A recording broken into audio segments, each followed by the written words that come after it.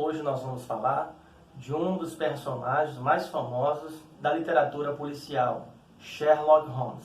Isso mesmo, a síndrome de Sherlock Holmes, ela foi descrita pelo escritor britânico Arthur Conan em 1887 em um romance intitulado Um Estudo em Vermelho. Claro que o autor escreveu vários romances onde aparece essa personagem excêntrica, né, que é o detetive, que leva o nome de Holmes. E esse personagem, ele é conhecido mundialmente e também muitas foram as hipóteses, teorias que se levantaram sobre eles. Ele já foi chamado de sociopata, ele já foi chamado de pessoa que tem um transtorno bipolar, né? E, enfim, existem várias teorias, mas a teoria que a gente vai levantar hoje é a de 1944, levantada pelo médico austríaco, um pediatra chamado Hans Asperger.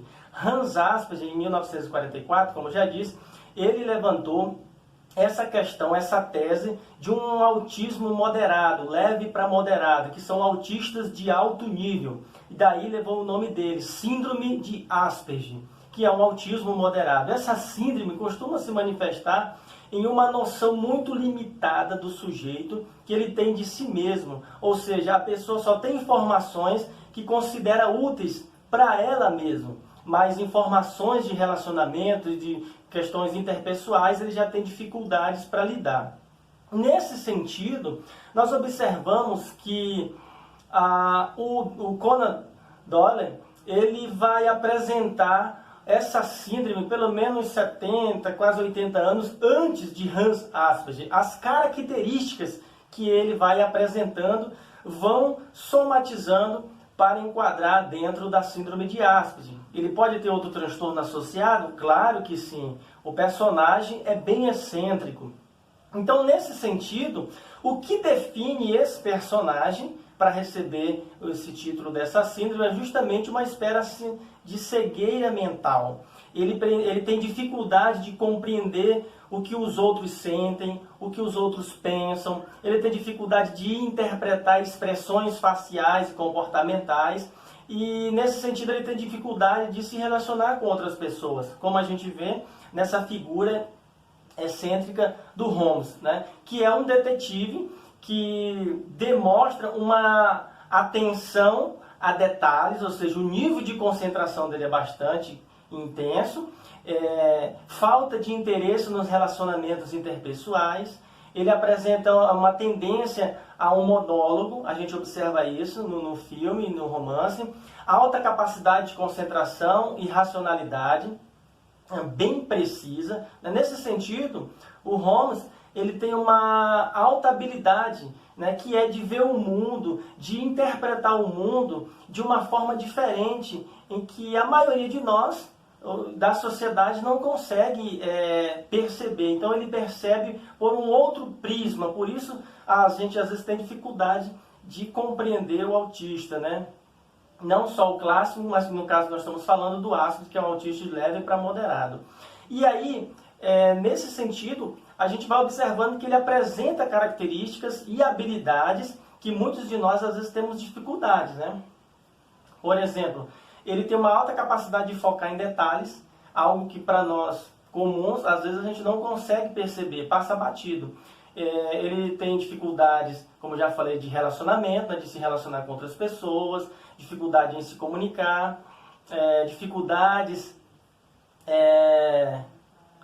em compreender muito bem alguns tipos de regras sociais, né? Não consegue se enquadrar muito bem, mas não apresenta nenhum tipo de atraso na linguagem, né? Ou no desenvolvimento da inteligência, ele não apresenta. Geralmente os Asperger eles falam bastante, se comunicam bastante, né?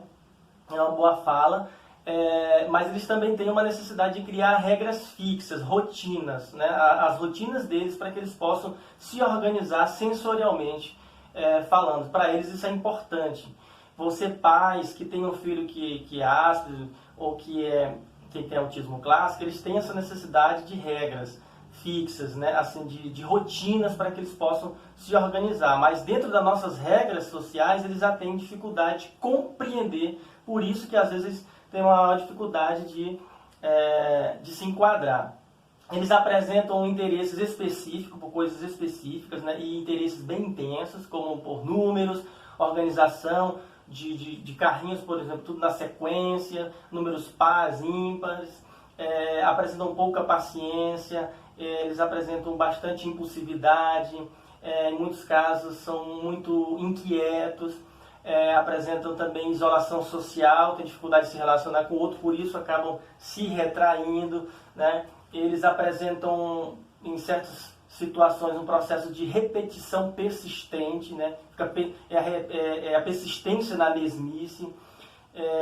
E entendem também, outro sintoma também que é importante salientar, é que eles entendem a nossa linguagem tudo de maneira literal, apresentam dificuldades em compreender metáfora. Então esse é um dos sintomas.